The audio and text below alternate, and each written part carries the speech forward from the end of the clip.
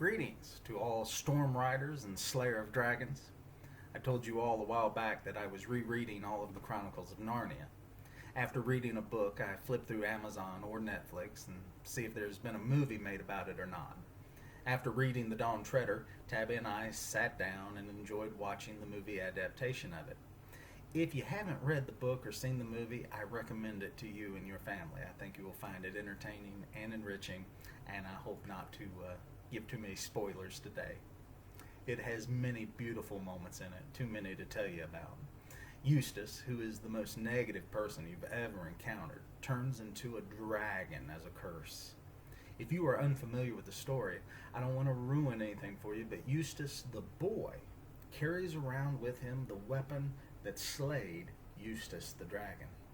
The very weapon used to kill him becomes, in the end, the very weapon of his warfare. Matthew 10:34 tells us that Jesus said, "Do not suppose that I have come to bring peace to the earth. I did not come to bring peace, but a sword." Which is a very strange thing to say, coming from someone who we are never told actually carried a sword. There are many times when he is asking people about their swords. Mark 14 tells us that Jesus asked them, "Am I leading a rebellion that you have come out with swords and clubs to capture me?" And we all know about the time when Peter actually uses a sword, but Jesus, the Prince of Peace, who brought a sword, reverses miraculously the damage that Peter did with a sword. So we have to assume one of two things. One, Jesus had a love-hate relationship with swords and was a little fickle in his approach to them. Or two, he's talking about a different kind of sword than you and I usually think about. From Mary getting told real early in the story that a sword would pierce her own heart as well, to Jesus telling his disciples that those who live by the sword will die by the sword, we're given strong hints that sometimes when Jesus or the scriptures say sword, they are talking about both a figurative sword at times and a literal sword at times.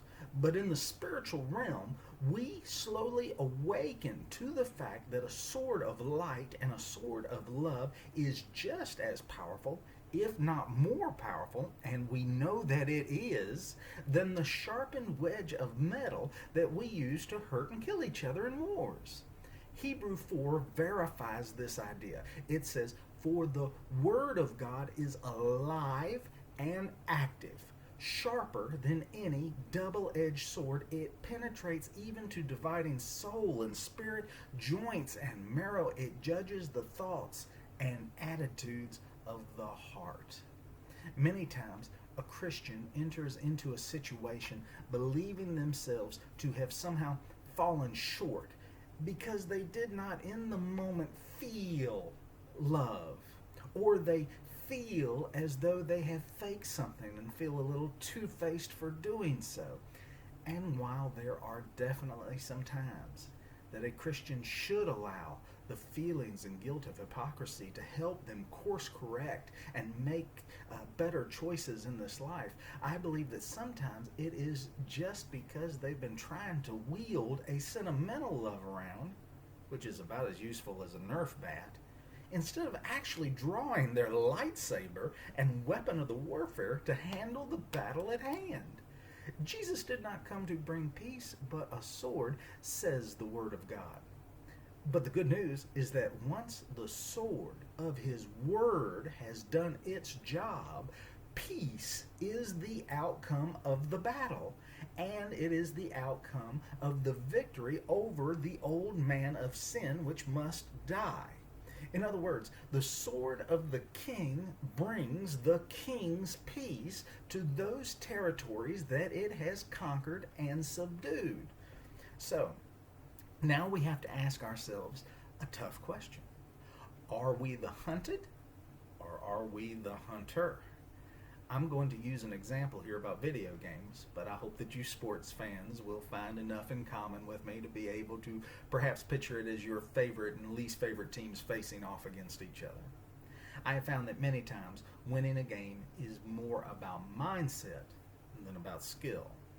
Both have their places. In one of the games I play, I find myself acting defensively at times, and in so doing, I end up losing more frequently. When I realize what is happening, I have to get myself a little psyched up. I am sure team coaches are experts at psyching up the team if they are any good at their jobs. In fact, I know that they are because the pivotal scene in most movies about sports is the psych up speech given to them by the coach before the critical and plot driving game day. Whether video games, football games, or even going to college, even being married, you need to get an encouraging dose of truth to perform correctly. You need to get psyched up to change the victim mentality and flip it over to the victor mentality. It's what gamers call getting in the zone. I believe psychologists call it entering flow. Whatever you call it, I get there by asking myself, are you the hunted or are you the hunter? And once my mind makes that transition, my stats start to improve exponentially. So here's what I want to ask you. In your walk with Christ, in your encountering of people each day, in your testimony to the blessings of the King of Kings, are you the hunted or are you the hunter? Are you the fish or are you the fisher? Are you hiding with a steel sword that brings death in the hold of the ship and cowering there below deck? Or are you walking through this world with your sword of light held high and not under a bushel, illuminating everything in your path and cutting a clearing for all the steps of your feet and the feet of your loved ones? When you make the transition between being a Christian that hides out with a Nerf bat to instead becoming a victor of the knighthood of the kingdom of the Prince of Peace, you will find that in truth and in love you can bring a sword so that the world might know peace. A sword whose cuts bring healing and whose coup de grace, or killing blow, brings life eternally. When you learn how to use this weapon properly, you will no longer wonder to yourself, how do I bring up Jesus with my friends? Your friends will pursue you with questions like fish to bait that lead to the King of Kings. Because when you wield the sword that Jesus brought, people are attracted to what they see. Even if at first encounter it seems to wound them a little bit. I have seen the most miraculous things happen when I have watched the sword get used deftly and properly and by an adept. I have more examples than you can shake a Nerf bat at. In the movie Dawn Treader, Eustace is cold and miserable all the time.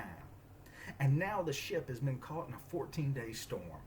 Eustace says the following: "For reasons beyond my comprehension, we've taken the advice of a senile old coot who doesn't possess a razor and dawdles around in a dressing gown. So we're back in this tub and lost in a tempest. Brilliant. 14 days of being tossed like a pancake and not a single sign of land. The only consolation is everyone is finally as miserable as I am. Except for that peeving rat. He's one of those annoying glasses always half full types." After Eustace depresses us all with his negativity and griping. Aren't you glad you don't know Eustace? The camera pans to dear Reepicheep as he gallantly stands aloft the main mast of the storm-beaten ship, face being drenched in torrents of rain as he laughs and sings the praises of Aslan. Eustace sees the world as a drudgery, while Reepicheep has been healed by the King of Peace and sees the world as a great adventure. Jesus spends a lot of time teaching us that those born of the Spirit are like the wind. And like the wind, we are unpredictable. We do not know what tomorrow brings, but we know who holds tomorrow in his hands. And because we know this, we too can stand on the main mast of life with our faces turned into the wind and with a smile and song of praise on our lips, rejoice that no matter what tomorrow brings, when you walk with Jesus, you are exactly where you ought to be, and nothing in this world can steal your light, or your sword, or your peace. So mount the mast, dear children of the Dragon Slayer, and lift your voices high, ye citizens of the twice-born kingdom. I love you, and I hope to see you soon.